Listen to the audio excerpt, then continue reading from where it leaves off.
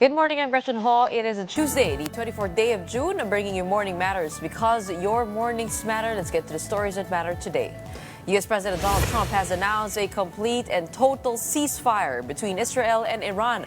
Trump's announcement, which labeled the conflict the 12-day war, came as a surprise with no immediate official confirmation from either the Israeli or Iranian governments. Oil companies implement staggered fuel price hike this week. The first tranche of increases took effect today, June 24, with the second round of hikes scheduled for Thursday, June 26. PDP-Laban is challenging the senatorial election results, filing a petition before the Supreme Court for a manual recount.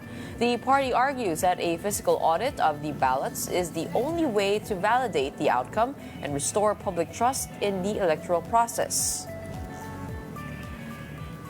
Welcome to our program, Morning Matters, where we talk about the issues you need to know for the rest of your day. Now, first on the agenda, U.S. President Donald Trump has announced what he claims is a major diplomatic breakthrough between Israel and Iran.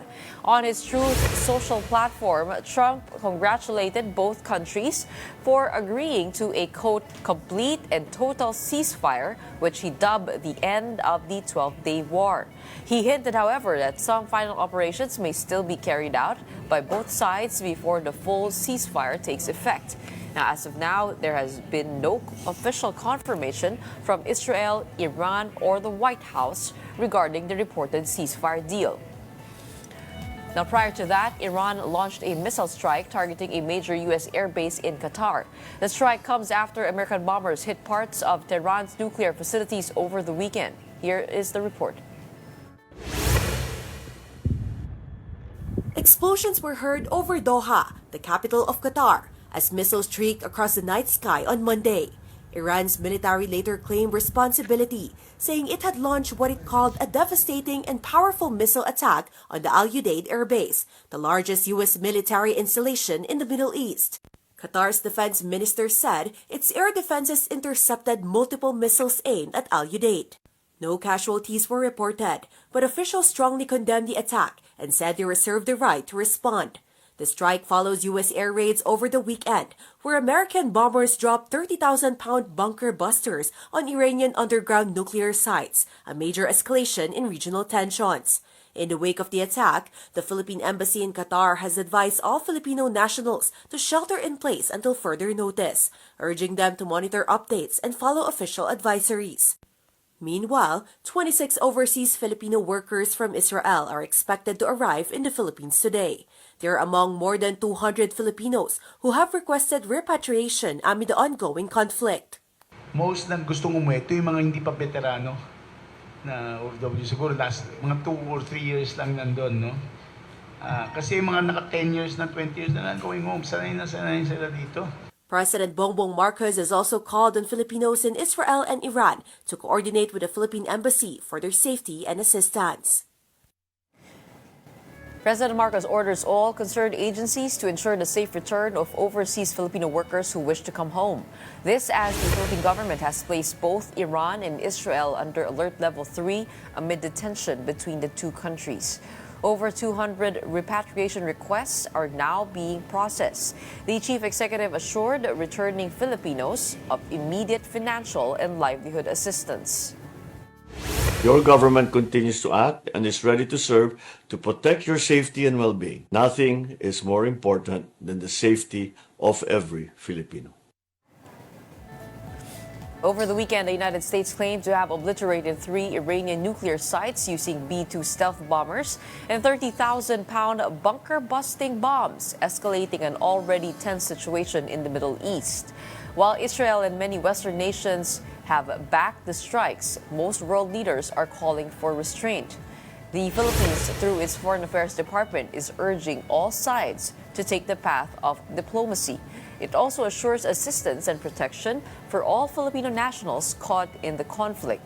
At an emergency United Nations Security Council meeting, China, Russia, and Pakistan called for an immediate and unconditional ceasefire in the Middle East, though the United States is expected to veto the proposal. U.S. Secretary General Antonio Guterres warned that the strikes mark a perilous turn in the crisis.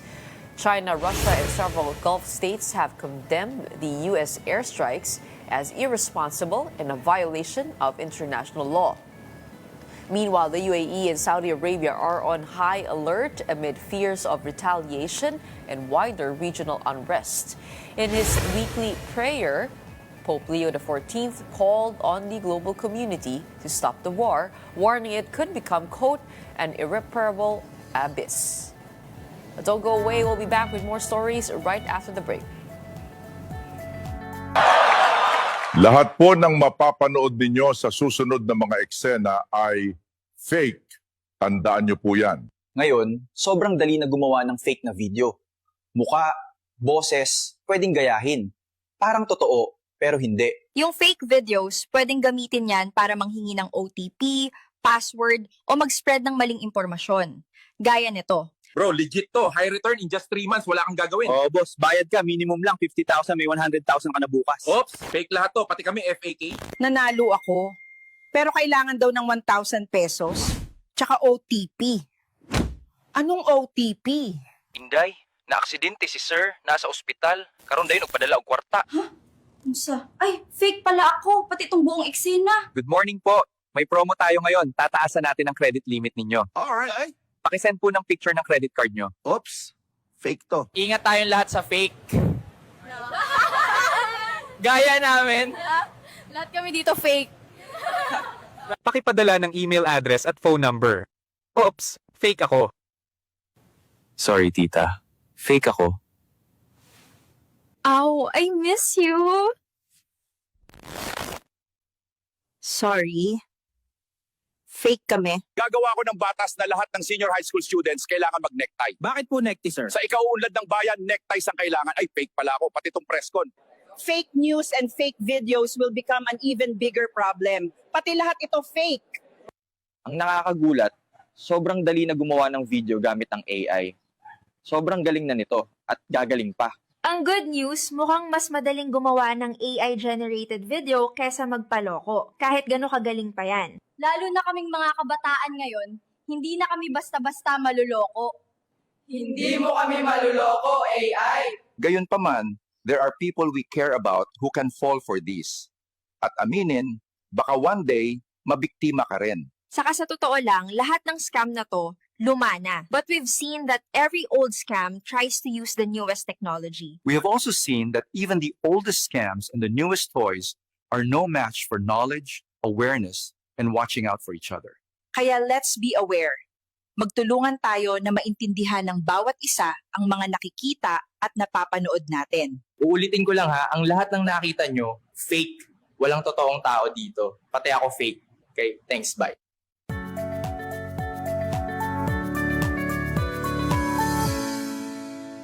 Welcome back. You're still watching Morning Matters here on One News. U.S. President Donald Trump has announced a complete and total ceasefire between Israel and Iran. And to break that down, we have with us this morning security expert Chester Cabalza joining us on the line. Welcome to Morning Matters.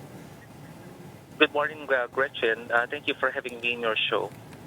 Okay. Chester, President Donald Trump has announced a complete and total ceasefire in all caps, hours after Iran fired ballistic missiles into U.S. bases in Qatar. Quick turn of events that might seem. Do you believe in this announcement? Neither Israel nor Iran has confirmed it. Well, basically, it's going to be a temporary halt of what is happening in the Iran-Israel war right now, but some were concerning regarding the attacks that we have seen so far in Tel Aviv and also in Tehran. And this time around, Qatar is part of it already. And we are worried that, given that, of course, President Trump has said that this is the end of the 12-day war, I think we will see more of the consequences of their actions. And we just hope that there will be no more suicide bombers or maybe airstrikes or missile attacks of ballistic missiles. And I hope that these three nations will sit down together at the negotiating table and discuss the matter to end this war. You're right. The question is how long, if it's true, how long will the ceasefire last? And it seems to be, I mean, from the surface, President Trump trying to spin his move into being the one that solved this 12-day war, finding peace through strength. Has that always? Do you think that has that always been the goal for the America to enter this war, or is it the spin? Right. From your read? Let's put into context first, right? Let's put into context first. There was a precedence also when the U.S. intervened. Remember that there was also a conflict between Pakistan and India before, and the U.S. intervened early this year. And given the fact that, of course, these are two nuclear powered nations, referring to India and Pakistan, and Pakistan praised President Trump for intervening, and because of that, the conflict temporarily ended. So maybe that kind of template will be also used in the Iran-Israel war, given that, of course,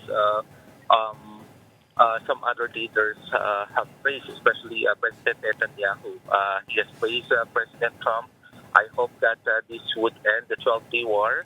But of course, we are still not confident enough that it will be the end of this, given that, of course, Iran is also a regional power in the Middle East. And of course, Israel is a powerhouse in the Gulf. So hopefully, Trump is doing its best, and the U.S. will at least achieve what he wanted. Because of course, we can get the point that the reason why perhaps the U.S. intervened because they don't want an escalation of nuclear war, which I think Iran is using because of course it has its ambition for its own nuclear program. When you say that this might be a template, do you mean to say that a third nuclear power might be needed to de-escalate conflict between two nuclear nations? Right now, my reading is that, of course, the U.S. has been doing its responsibility right now, even if it's being challenged by other major powers. As a superpower, it is acting as the police of the world by, of course, trying to be a peace broker to the Middle East. But at the same time, we have to remember that there are also other actors, political actors, like multinational, supranational organizations like the European Union, in which they were convincing the three nations to sit down and talk for the next shaking table. And of course, you have ASEAN also as a regional organization. Plus, I think for me, you have an American Pope right now who wanted to have peace and end the war. And I think given that, of course, President Trump and the U.S. are very proud of the current Pope right now, who is American, I think they would try to listen to his admonition to stop the war. And I think those are the convincing actors right now, the credible actors who could help us on how to end this conflict. Because, of course, we've seen a series of wars in the Middle East. It's not only this year that this has happened. This has been decades-long conflict since 1960s to 1980s and 1990s. We see a series of wars in the Middle East. Well, of course, the world hopes that it was divine intervention that allowed for the election of an American Pope to go against President Trump. But how would you assess? How would you assess the retaliation done by the Iran on the U.S.? Sinabi ni President Trump na binigyan daw sila ng early notice. Sort of an off-ramp, no? Minsan kasi parang, sa totoo lang, hindi ko alam kung maniniwala ako sa mga sinasabi ni President Trump because he has been known to, bloat the situation many times, diba? So, how would you read? Do you think Iran really gave an early notice to the United States? I think that's the time when the foreign minister of Iran admonished and said that since admonished that this is war ready. You started it, you attacked us, and then you wait for the retaliation. I think that is the warning that was given to the U.S. And that's the reason why Trump was saying that there was an early warning signal coming from Iran.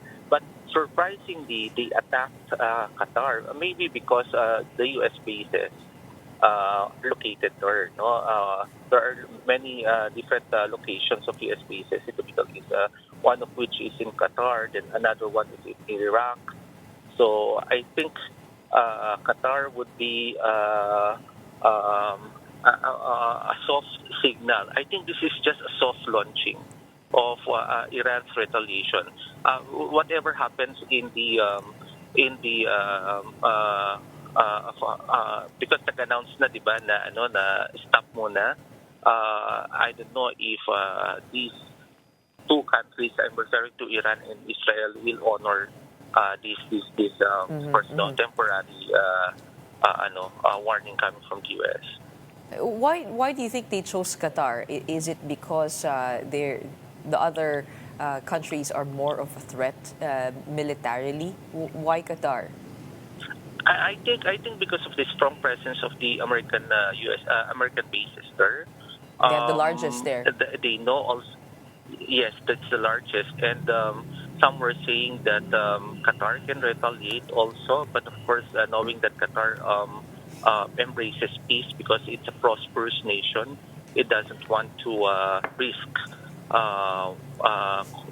its arms to go to use force, basically. So I think now I think Qatar just recently opened its airspace again. For aviation industry, and I think they are very effective on countering this kind of conflict. But nevertheless, of course, the reason why they have chosen Iran has chosen Qatar maybe because of the largest presence of the U.S. In terms of their bases there. Well, Qatar has responded. The spokesperson of their Foreign Affairs Department said, "We affirm that Qatar reserves the right to respond directly in a manner equivalent with the nature and scale of this brazen aggression in line with international law." So very, very diplomatic statement from Qatar. But they tell us all about the temperament of Iran when it comes to what you've seen and their history in terms of retaliating, because some pundits would say that the exchange of attacks after the U.S. struck the 3 nuclear sites was polite if you compare it to other attacks in the past. Yeah. So is this, I mean, the way Iran does respond, or measured, is it measured according to their own vulnerability at this time? Yeah. Of course, if we try to look at the capabilities and military strength of Iran, well, of course, it's considered as a regional hegemon. It's a regional power. But nonetheless, given that, of course, they are trying to build their nuclear power, of course, given that, of course, it's for the civilian, as he would say, for civilian use, but generally they are not as strong as maybe compared to Israel and to other some Islamic countries. Maybe because they have they've been ruled by the Ayatollahs, and of course, in terms of their military strength, they have not yet modernized as compared to other strong Islamic countries in the Gulf and in the Middle East. So I think they have the power to project, but as we have seen lately in terms of their performance on how to retaliate and how to contest their power, I think given the point right now, the Ayatollahs are being medyo tagilid, no? And lately in Iran right now, because the Ayatollah and some other clerics are hiding And we've seen also the death of senior nuclear scientists and other senior military officers. We've seen a change of command lately in Tehran. The military is taking over, and we'll see what happens in terms of how they would use diplomacy and how they would use force. And technically, we'll see what happens after this, given that, of course, the U.S. lately has intervened, and also what kind of support they will get from China, because, of course, China is also positioning itself as a global power. There was a time that China broke peace between Iran and Saudi Arabia, and they were quite successful with that. Hopefully, China will encourage Tehran to sit down and talk about the peace process and, of course, negotiation in the Middle East. But so far, right now, as a defense analyst, looking at how Iran is performing in terms of how they are contesting their military strength right now, it shows that the U.S. and Israel are far stronger compared to Iran right now.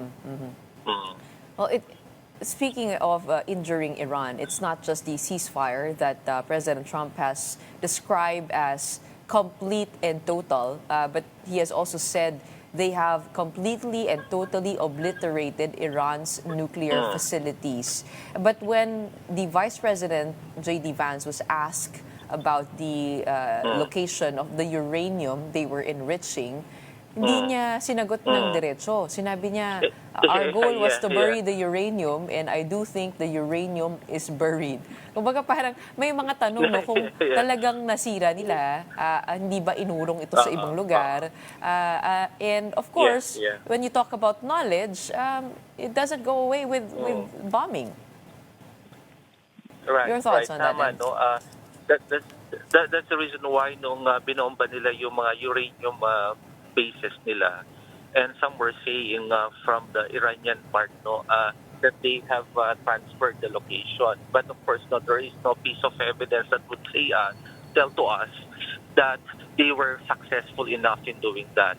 That's the reason why, okay, let's allow the ceasefire, and that's good. Hopefully, it would continue and it would end. But I'm worried because given that there is a ceasefire, you'll never know how they would think. No, they would still continue with their uranium project, and more than that, the case that we would like to point out here is that we might see the surge of terrorism again. No, basically because you see the retaliative acts of these nations, and which I think has become part of their culture.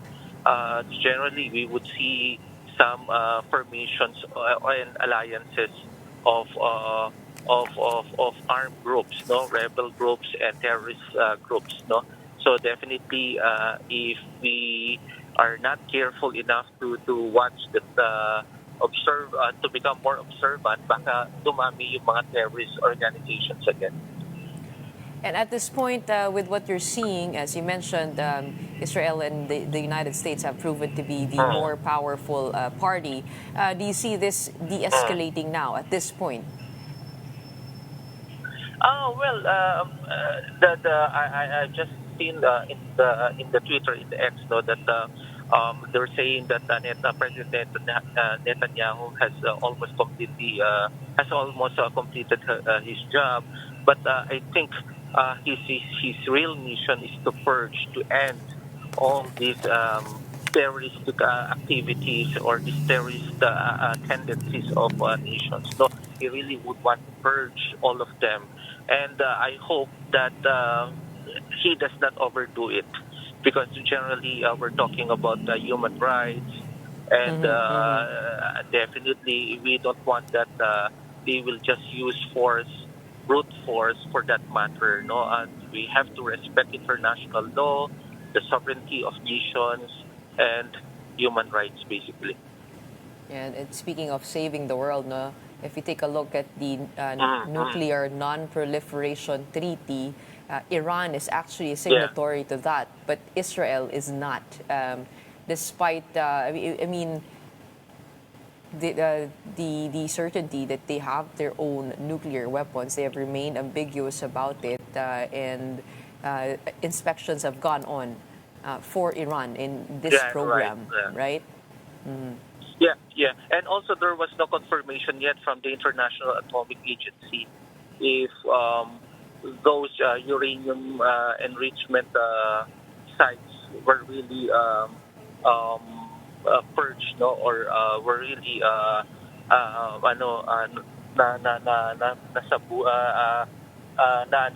nasira na. So Or obliterated, hopefully there would be obliterated. Hopefully there will be more monitoring coming from international organizations, particularly with the International Atomic Agency, and I hope that, of course, Iran is a signatory of that international law, that instrument on non-proliferation of atomic bombs or energy. Which they have threatened to leave, right? Which they have threatened to leave. Could that pose a bigger danger here? Because on the other end, they have said that their nuclear program is for deterrence, it is for peace, but there are fears that they might go the other way, since they're seeing that developing nuclear warheads might be the only way to defend themselves and protect themselves. Agree.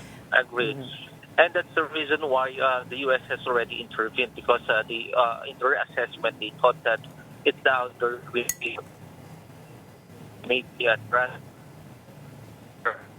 for a weapon on national interest. Even if that, they ask the United States to bandwagon with them, and we've seen that while they were negotiating, the U.S. started to bomb them red because they thought that they might doing the wrong thing. All right. Thank you so much for joining us this morning and weighing in. It is definitely a pivotal point wherein nations get to go back to the negotiating table. Hopefully, that is what is happening really behind the scenes. We have security expert Chester Cabalza joining us on Morning Matters today. Meanwhile, oil companies are rolling out a nearly 5 peso fuel price hike in 2 stages this week. The first tranche took effect earlier today, June 24, with gasoline up 1 peso and 75 centavos a liter, diesel 2 pesos and 60 centavos, and kerosene 2 pesos and 40 centavos. The rest of the hike takes effect Thursday, June 26. Transport groups have criticized the move, saying even staggered increases burden low-income commuters. They're calling for the removal of fuel excise taxes and are opposing fare hikes that could further strain the riding public. And stay tuned for more Morning Matters. We'll be back right after a short break.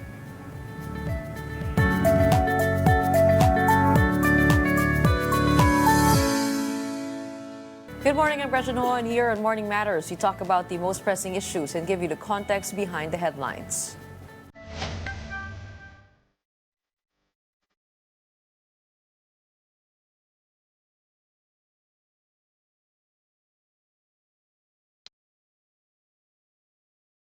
The Partido Demokratiko Pilipino, Lakas ng Bayan, PDP-Laban, has filed a petition before the Supreme Court seeking a manual recount of votes cast in the recent senatorial elections. Legal counsel attorney Israelito Torreon submitted a motion for leave to file a supplemental petition for mandamus, asking the High Court to compel the Commission on Elections to conduct a manual audit. The petition argues that verifying the results through manual counting is key to restoring public trust in the electoral process. Only 2 PDP-Laban candidates, Senators Bongo and Bato de la Rosa, won seats in the election. And joining us now to talk more about PDP-Laban's petition for a manual recount of senatorial votes is former senatorial bet attorney Jimmy Bondoc. Welcome back to our show. Morning, Gretchen, and to everyone, good morning. All right, okay. You finished the race in 17th spot. I guess it begs a question, how are you with this result? Are you disappointed? This was a higher spot than the surveys had predicted. Am I correct? Yes, well, I'm always grateful. I'm always grateful. It's the number of votes that we look at and the trends.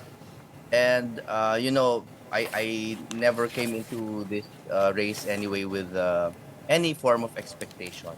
Just here to run and to learn. And I'm very happy with it.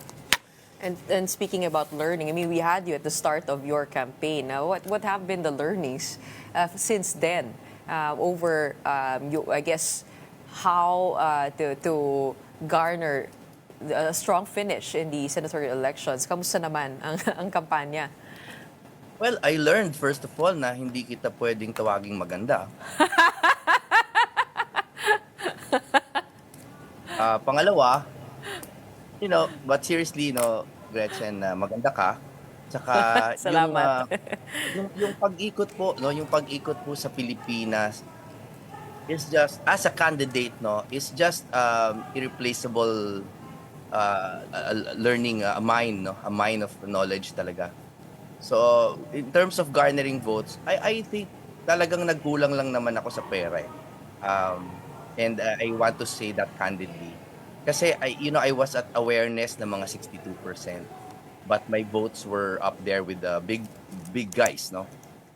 So, sabi nila, ba't hindi mo dagdagan yung awareness, Jimmy? Sabi nila. Sabi ko, naku po, yun po ang pinakamahal na commodity sa eleksyon, yung awareness.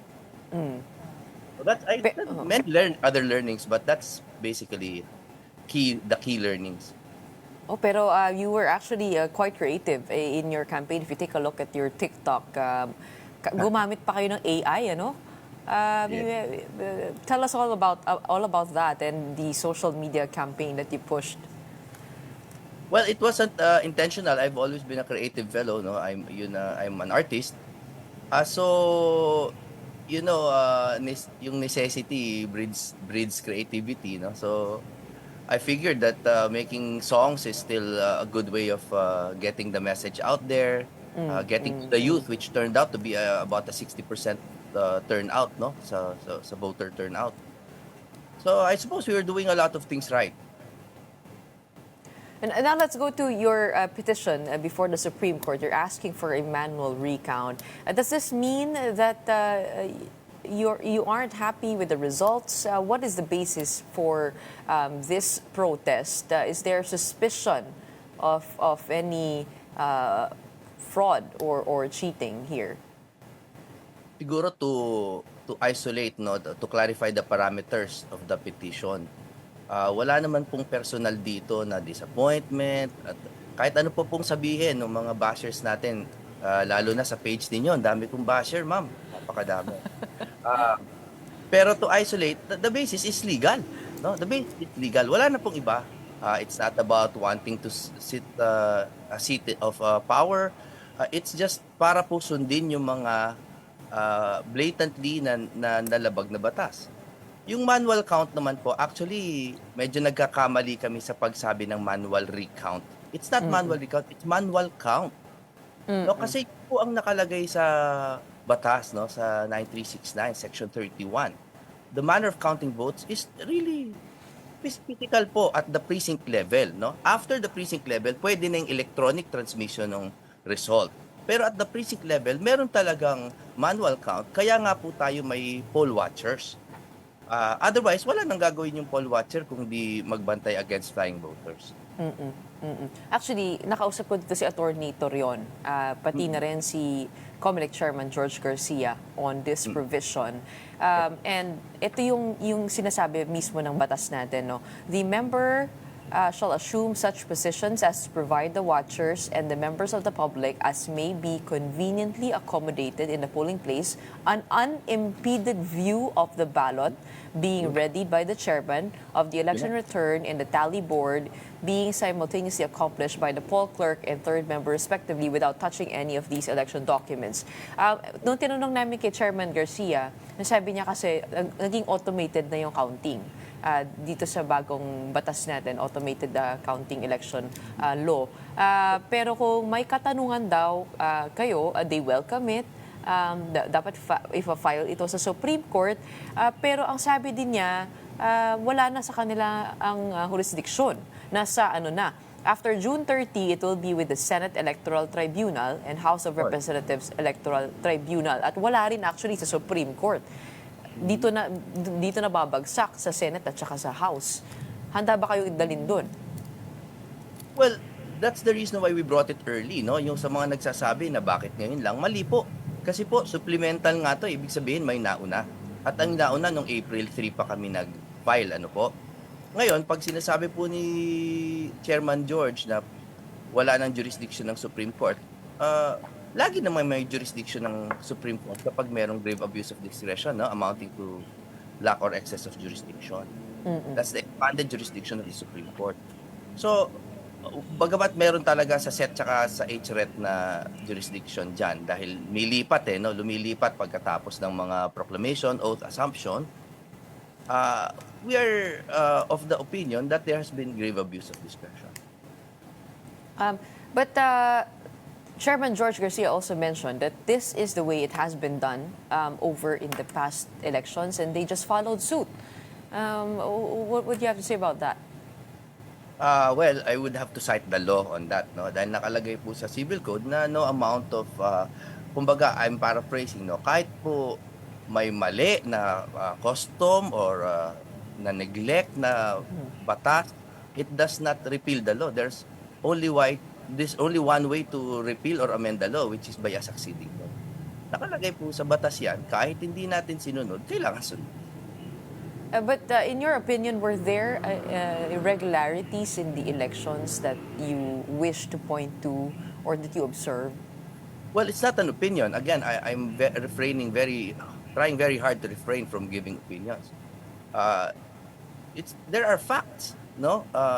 Kaya nga po kami nag-supplemental petition dahil nakalagay po sa Rule 10 ng Rules of Court that if there are supervening events, no? Parang i-apprise mo yung Supreme Court kung ano yung mga nangyari henceforth, no, after ng filing. At ang mga nakita naman po natin sa balita na supported by affidavits by now, no, ay meron talagang irregularities. Yung mga nahanap na balota, yung mga nahanap na mga election paraphernalia sa barangay Buhangin. Also, yung things like online voting na nakalagay din sa batas na hindi dapat gawin, no? Wala pang enabling law ang online voting. So ang nangyaring turnout is napakababa sa OFW, ano? So again, these are not observations, no? These are facts. And I think we should act on them kasi alam nyo, bawat 3 taon may election tayo eh. So bawat 3 taon magbubuluhan po tayo kapag hindi natin inayos yan. Sasabihin, ba-violate natin ng batas, tapos biglang, ay, wala na po sa amin ng jurisdiction, nasa HRET na. Tapos ulit-ulit lang yun, bawat 3 years, no? So, I'm here to try to correct what I think is a wrong system. Because if you're calling for a manual count of the votes, it does mean there is some sort of doubt over the authenticity of the count, right? No. I think that's not the assumption to make, you know, kasi you're calling for the manual count because it's prescribed by law. I'm not proposing any other theory. Wala akong sinasabi na nagkadayaan. I'm here to be a watchdog na may mga batas na hindi nasunod at nilabag. At kung ano man po ang mga anomalya, alleged man yan, are actually secondary. Ang primary is the clear and blatant disregard of the law, no? Kung ano man yung naging resulta nun, bahala na po ang Supreme Court na aralin. Dahil yung mga nangyari na anomalya, kung meron man, ay nakaugnay sa paglabag sa batas.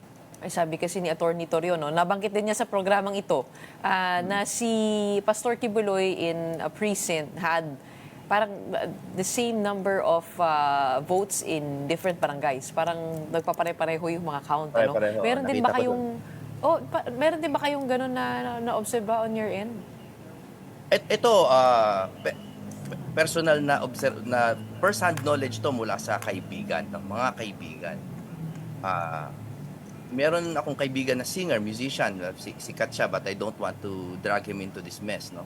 Pero nag-single vote siya, bondok, no? Kasi talagang kaibigan siya eh. At ang lumabas, binay, no? With all due respect po, wala po tayong aspersions na ginagawa kay ma'am.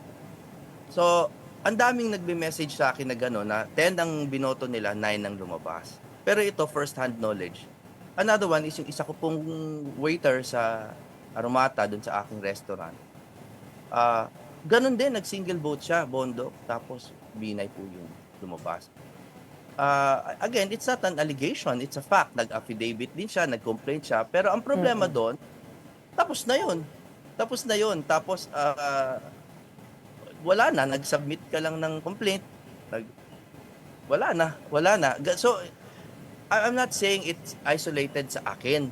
Ang sinasabi ko po is, there might be something wrong either with the computers or like example, no, alam naman po natin yung sa software na ang ginamit yung 3.5 na version instead of the 3.4. Hindi yan dumaan dun sa independent source code review, hindi siya dumaan sa technical evaluation committee. So, wala na po ba tayong gagawin doon? Okay na yon, parang quits na lang, parang ganon. Yun po yung aming sinasabi na this is not moot because according to the law, di ba, pag moot na, hindi mo na pwede i-complain. Pero there are exceptions to that rule. And one of the exceptions is if it's capable of repetition yet evading review. And that's so jurisprudential. Capable to ng repetition. And in fact, in the next 3 years, in fact, 2 years. It will be the same process.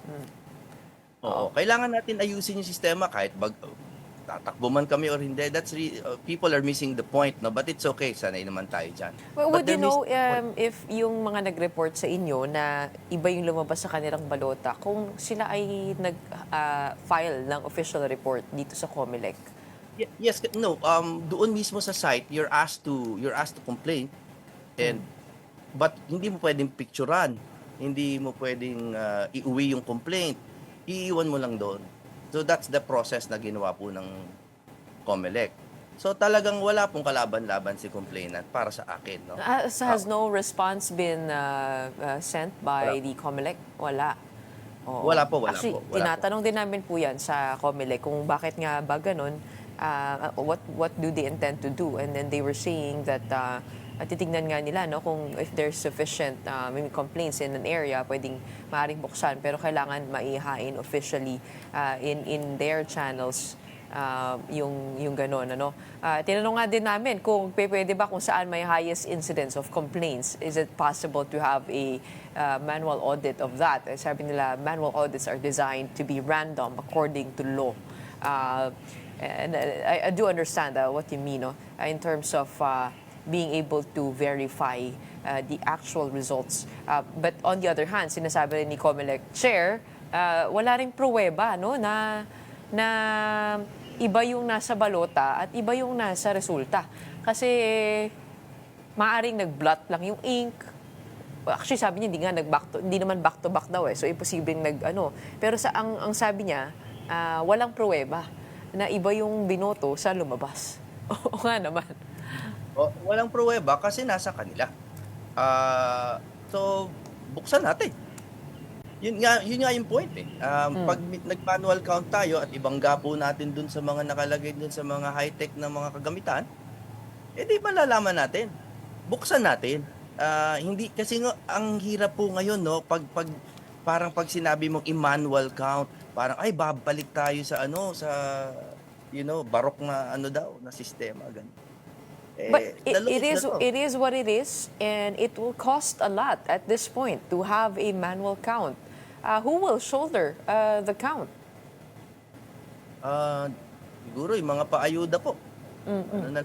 I-realign nila. Hindi po. Ang akin, ang dami na po nating first of all, I don't think it's going to be expensive, no?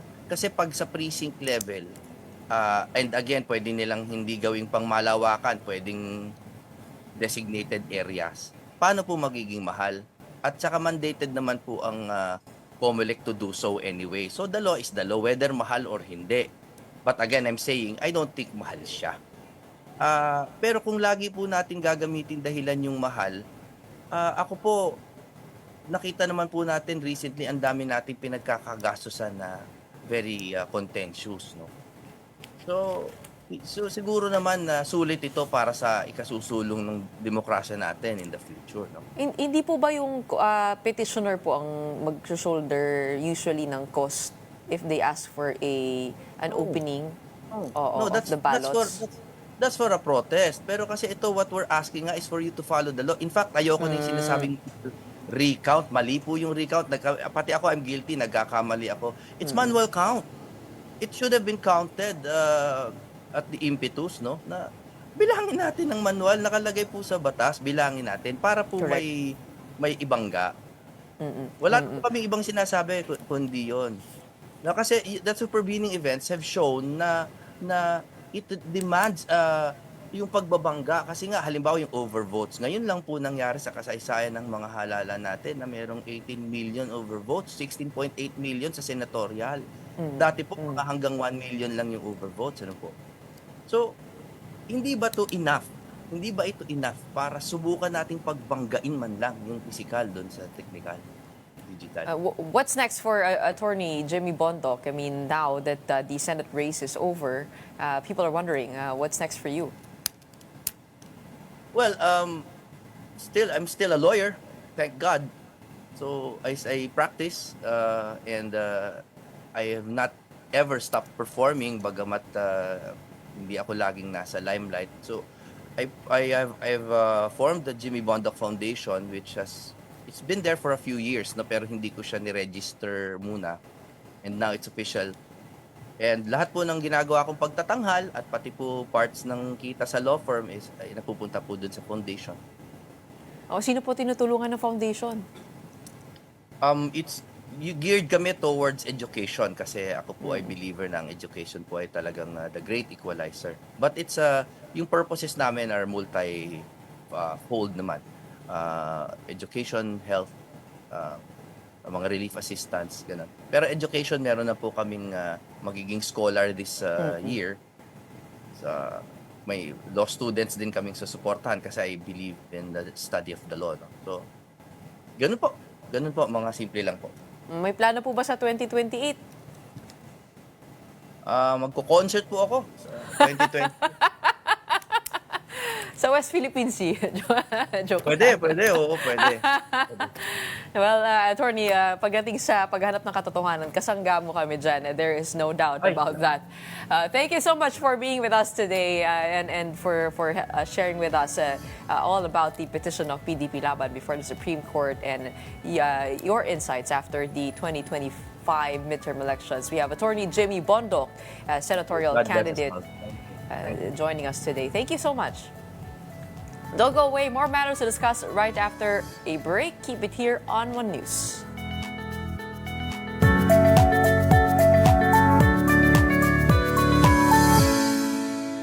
Welcome back. You're still watching Morning Matters here on One News. A new development in the impeachment of Vice President Sara Duterte. Her legal team has formally submitted a response to the Senate impeachment court, firmly denying all allegations. Here is the report. Around 6 p.m. on Monday, a messenger from the Fortuner Vasa and Salazar law firm arrived at the Senate to deliver copies of Vice President Sara Duterte's official response to the writ of summons issued by the impeachment court on June 11. The Vice President's camp submitted 6 copies of the response, each 35 pages long. VP Sara maintained that she has done nothing wrong. In a document shared with the media by the House Prosecution Panel spokesperson Attorney Antonio Bujoy, the impeachment complaint against VP Sara was labeled as a mere scrap of paper, lacking any legal basis. The Vice President's camp echoed the same argument made earlier by her ally, Senator Bato de la Rosa, questioning the constitutionality of the complaint. They claim the House violated the constitutional one-year rule, which allows only one impeachment proceeding per official each year. The February complaint against VP Sara was reportedly the 4th filed against her. Her camp argued that action on the earlier 3 complaints, filed as early as December, was deliberately delayed to bypass this rule, calling it an abuse of the impeachment process.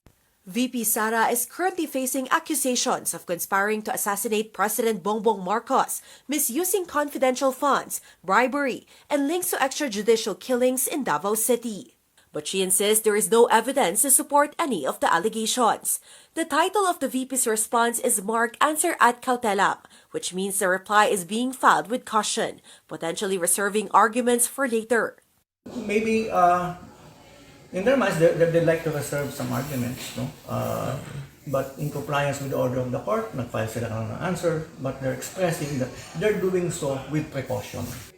Now that the clerk of court has received the VP's response, copies will be distributed to Senate President and Presiding Officer Chis Escudero, court spokesperson Attorney Reginald Tonggol, and all senator judges.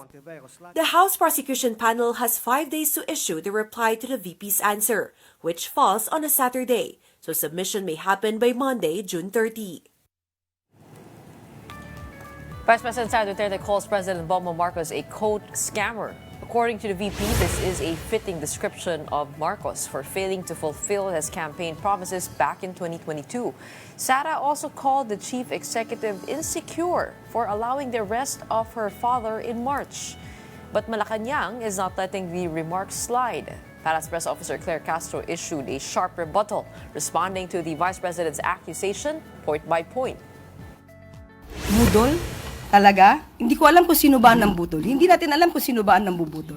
Sa panahon, sa nakikita po natin na pagtatrabaho ng Pangulo, sa pag-uutos sa amin na focus sa trabaho at hindi pamumulitika, sino ba talaga ang nambubudol? Wala po ako nadidinig sa Pangulo na siya po ay nanghinayang kung siya man po ay nakipag-team up sa Vice Presidente. Kung may nagsisisi man na sa kanya ay maka-team up siya, it's their loss, not the President's. The COMELEC will appeal the Supreme Court's recent decision to abandon the so-called second-placer rule in Philippine elections. The SC declared that a candidate who placed second cannot be proclaimed in case the winning candidate is disqualified or found ineligible. The poll body said it needs clarity on the application of the ruling, especially on whether it applies before or after the elections. Gusto nating malaman anong implikasyon nitong desisyon doon sa nailabas na namin so far. May mga ilalabas po sana kami ngayon at saka sa susunod na araw na maaaring parehas yung implikasyon sa Halosos versus COMELEC. So, ano pong dapat na gagawin ng COMELEC? Dapat bang itago muna namin, wag na muna namin ilabas at hintayin na lang na maging final and executory yung desisyon ng ating pong kataas-taasang hukuman. So again, subject pa naman po yan sa motion for reconsideration. In the case of Congressman Benny Abante versus Joey Chua Uy, the COMELEC Second Division disqualified the latter, who garnered the most votes. If Uy is out and Abante is only the second placer and there were only 2 candidates, who takes over as representative of Manila's 6th District? Maaari po na hindi ma-apply yung mismong doktrina na bagong doktrina ng Korte Suprema sa issue ng succession. Subalit ayaw natin pangunahan po yon kasi nga po gusto namin maging maliwanag yung bagay na yan, lalo na kung tayo po ay magpapile pa ng motion for reconsideration at bilang pagrespeto at paggalang natin sa Korte Suprema. So, hihintayin po natin kung ano. Napakalaki po ng implikasyon po kasi talaga nito. Napakalaki ng implikasyon nung kung sino ang makakaupo after the election or before the election, after the election, cancellation ba o disqualification ng candidacy. In response to rising tensions in the Middle East, PLDT is offering free international direct dial landline calls from the Philippines to Iran and Israel until June 25. This initiative is intended to provide relief and support to Filipinos with family or friends in the affected areas. The free calling service is available to all PLDT landline subscribers across the country. PLDT Chairman and CEO Manuel V. Pangilinan underscored the significance of staying connected during periods of uncertainty. He emphasized that the company recognizes the emotional strain of not knowing how loved ones are doing in regions experiencing unrest. Meanwhile, in sports, Creamline remains unbeaten in the PVL on tour after turning back Akari in 4 sets Monday night at the Chavit Coliseum in Vigan. Alyssa Valdez and Michelle Gumabao led the Cool Smashers with a combined 33 points as they overcame a tough challenge from an Akari squad missing key players. Creamline takes a week-long break before facing Signal on July 1, while Akari looks to bounce back and grab its first win against Zeus Coffee on July 5. And that wraps up today's episode of Morning Matters. We hope we've given you the right start to your morning. Let's go ahead and make the day matter. I'm Gretchen Ho, your One News All Sides all the time.